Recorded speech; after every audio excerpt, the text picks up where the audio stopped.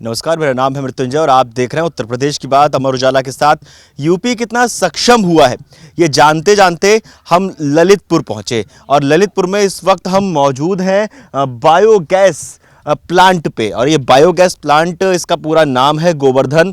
और यहाँ की खासियत ये है कि गाय के गोबर से यहाँ बिजली बनाई जाती है, यहाँ गैस बनाई जाती है। इस पूरे प्लांट को हम आपको दिखाएंगे। और एक बहुत मज़े की बात आपको बताया वो ये कि जब पूरा देश एलपीजी की कीमतों से जूझ रहा था, उस वक्त भी इस प्लांट से महज 250 रुपए प्रति महीने का शुल्क देकर यहाँ के गांव के लोग गैस चूल्हा जला रहे थे, गैस उनके घर तक पहुंच रही थी। तो चलिए बात करते हैं, समझते हैं। यहाँ के जिलाधिकारी से भी बात करेंगे, उनसे जानेंगे कि किस तरह से ये प्रोजेक्ट यहाँ पहुंचा, किस तरह से राज्य सरकार की योजनाएं काम कर रही हैं। यहाँ जो इस प्लांट को देखते हैं उनसे भी बात करेंगे, उनसे भी जानेंगे कि आखिर पूरा प्रोसीजर क्या होता है बायोगैस प्लांट का। तो चलिए बात करते हैं।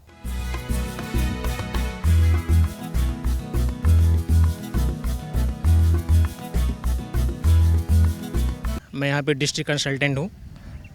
जो मैं इस योजना को यहाँ पे देखता हूँ, ये भारत सरकार के द्वारा 2023 में इस्टेब्लिश किया गया था, जो कि इसकी लागत 39.90 लाख है। इस योजना के तहत ये हमारे पास में गौशाला भी है, वहाँ से गोबर आके यहाँ पे इसकी प्रक्रिया पूरी होती, जो गैस यहाँ पे बनाई जाती है। तो यहाँ 12 परिवारों को हम लोग गैस पाइपलाइन के माध्यम से गैस भी देते हैं। और यहाँ पे हम लोगों ने आटा चक्की इस्टेब्लिश किया है, जो कि ग्राम पंचायत के लोगों को 1 रुपये प्रति केजी के हिसाब से सबसे कम दर में पिसाई की जाती है, जो ग्राम पंचायत के लोगों को बहुत ही यहाँ पर लाभ मिलता है। और जो मोटा अनाज होता है यहाँ पे वो 2 रुपये प्रति केजी के हिसाब से पीसा जाता है। सर, गोबर गैस प्लांट है आपके यहाँ, क्या कुछ है, कैसे फंक्शन होता है, किस तरह से वो काम करता है? राज्य सरकार का फोकस है, माननीय मुख्यमंत्री जी का, कि जितने भी गौशालाएं हैं उनकी देख रेख ठीक से किया जाए, साथ ही साथ उनको स्वावलंबन बनाया जाए। इसी के तहत एक योजना आई थी, गोवर्धन योजना। उस योजना में 39 लाख की लागत से एक गोबर गैस प्लांट बनाया है, जिसका जो कैपेसिटी है वो 85 क्यूबिक स्क्वायर मीटर का है, जो इतना गैस जनरेट करता है। और डेली जो गौशाला से गोबर निकलता है उसमें लगभग 2300 किलोग्राम गोबर पर डे लगता है। तो इससे जो गैस जनरेट होता है उससे जो है उसी गांव के कुछ लोगों को पाइपलाइन बिछा के और डेली रेगुलर कुकिंग गैस के रूप में सप्लाई किया जा रहा है, और जिसका किराया मात्र 250 रुपये पर मंथ लिया जा रहा है।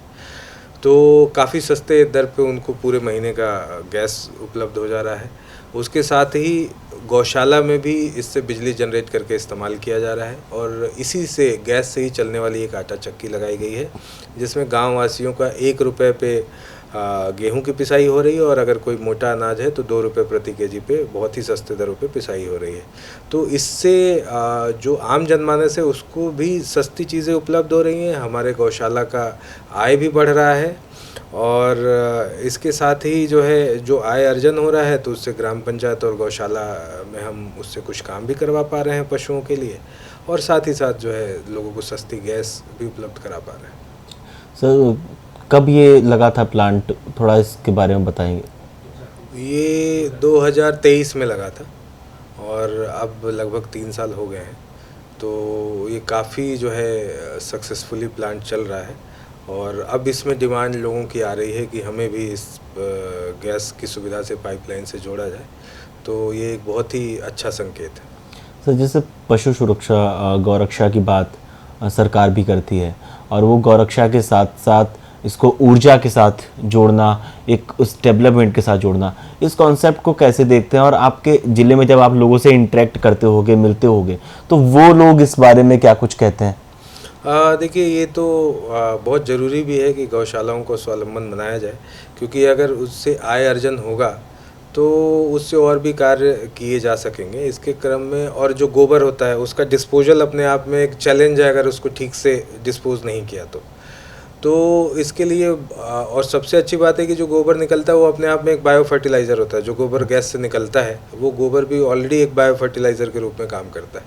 तो जो स्लरी है वो फर्टिलाइज़र हो गया, प्लस गैस का इस्तेमाल हो गया, तो इससे किसानों को भी बेहतर मैन्योर मिल रहा है, और साथ ही साथ जो गौशाला का है, तो ये तो मतलब आज की नेसेसिटी है कि जो हमारा गोबर और गौमूत्र है उसका प्रबंधन भी ठीक से हो जाए और उससे आमदनी भी हो जाए और किसानों को और अन्य लोगों को उससे लाभ भी हो जाए। तो देखा आपने किस तरह से ये बायोगैस प्लांट जो है वो यहाँ के लोगों को सुविधा दे रहा है और ज़िले के ओवरऑल डेवलपमेंट, रूरल डेवलपमेंट में एक अहम भूमिका भी निभा रहा है। और ये जो मेरे पीछे आप गौशाला देख रहे हैं, ये करीब 22 एकड़ में बनी हुई गौशाला है, जहाँ से गोबर और उसके बाद ये पूरा प्रोसेस शुरू होता है जो आपने समझा। इस पूरे वीडियो को देखने के बाद, इस प्रोसेस को जानने के बाद आप लोगों को क्या लगता है, मैं कमेंट बॉक्स में ज़रूर बताएं। उत्तर प्रदेश की बात अमर उजाला के साथ जारी रहेगी। मिलते हैं अगले वीडियो में। बहुत बहुत धन्यवाद।